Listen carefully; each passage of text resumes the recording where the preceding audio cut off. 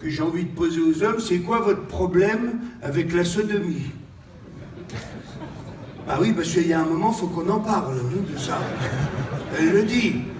Elle dit d'ailleurs très bien, dis-moi la sodomie, c'est pas mon truc. Hein. Bon, je dis pas une fois de temps en temps, quand c'est bien préparé, pourquoi pas hein. C'est pour moi, c'est cadeau. Mais elle le dit bien, une fois de temps en temps. Elle dit, ma rondelle ne fait pas le printemps, ok? Que c'est ça bien clair. Alors, écoute, moi, après je reviens en mec, hein, comme là ce soir devant vous, et je trouve qu'on a plein de points en commun en fait avec cette femme, hein, notamment vis-à-vis de la sodomie. Par exemple, moi, ma rondelle à moi ne fait pas le printemps non plus. Ah ouais, elle fait même aucun printemps. Enfin, elle fait 0 printemps en fait.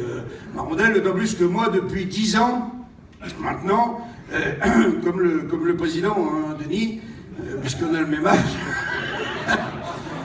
depuis 10 ans maintenant, je vais voir régulièrement, tous les ans, mon urologue, proctologue, hein, qui me fait un TR. Hein. TR. Toucher rectal. C'est ça. Non, je le dis parce qu'il a pas l'air de...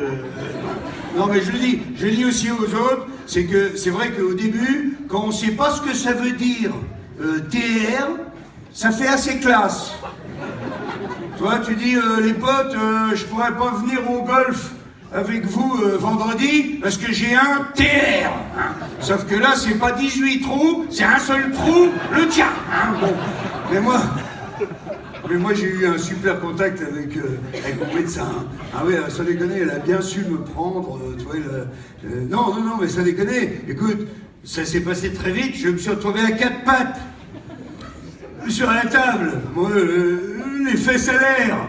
Lui, il m'a claqué les fesses comme ça, d'une manière très amicale, comme on le ferait à une jument, tu vois. Il m'a dit, oh, détendez-vous, monsieur Bigard, vous êtes humoriste, oh. Il m'a dit, regardez, je prends une petite capote, adaptée à mon index, je la déroule, hop, je prends un peu de gel, je fais le tour du propriétaire, hein, comme on dit, et il me dit, allez-y maintenant, poussez fort. Moi, j'ai dit poussez fort, j'ai peur que... Il m'a dit non, n'ayez pas peur. Même si vous me lâchez une petite caisse, j'ai l'habitude. Et ben tu vois, quand tu tombes sur un pro, et ben ça change tout. T'es en confiance et puis c'est tout.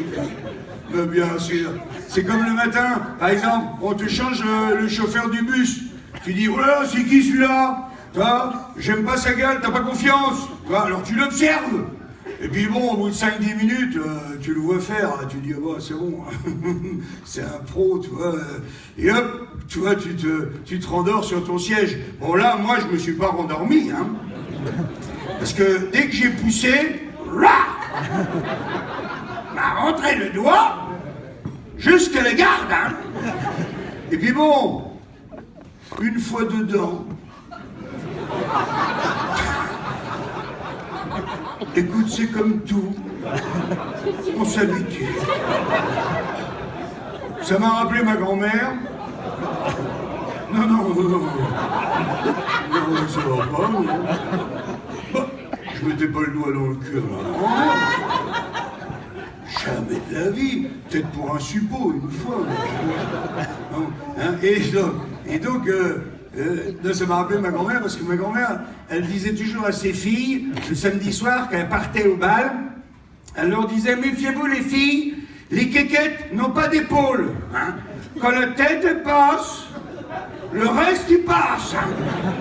Bon là, l'index il a même pas de tête, donc tu vois, en plus c'est pas long, hein, tu vois, c'est 10 secondes maximum, hein, c'est médical. Méfiez-vous, si ça dure plus de 30 secondes, ça peut être amical. Hein. Méfiez-vous. Hein. Bon, mais moi, avec Gérard, il s'appelle Gérard, mon procto, je veux dire, on est cul et chemise, quoi. Non, mais sérieux, puis attention, oh, c'est que c'est une pointure, le Gérard, hein. Attends, c'est qu'il y a des stars internationales qui viennent chez lui, hein. Alors, ah ben, ils s'en vendent pas, Mais moi, je peux te dire, c'est quand même lui qui a récupéré la chevalière de George Michael dans le fion d'Elton John, hein, quoi. Oh, respect, hein. Non, mais je déconne. Je déconne. C'était ses clés de bagnole. Ah bah, je te jure que là, la Porsche dans le garage, elle clignotait. Hein. Tu vois, chaque fois qu'il fouillait, là, il y avait de la lumière dans le garage. Bon, enfin, en tout cas, avec mon Gérard, on est super potes. C'est tout.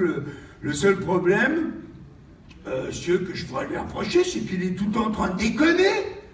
Je lui dis, oh Gérard, oh, fallait pas faire procto, là, t'avais qu'à faire comique, là. Attends, l'autre jour. Et il était en train de fouiller dans mon bazar.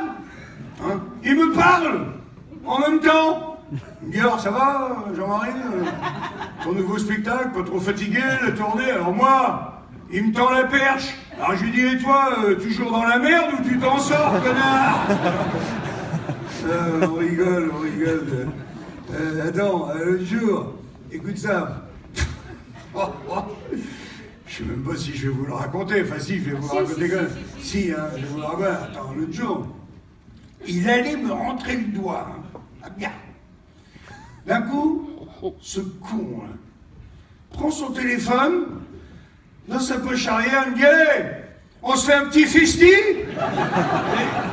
Et après, j'envoie la photo à Closer. Je dis, ouais, t'as raison.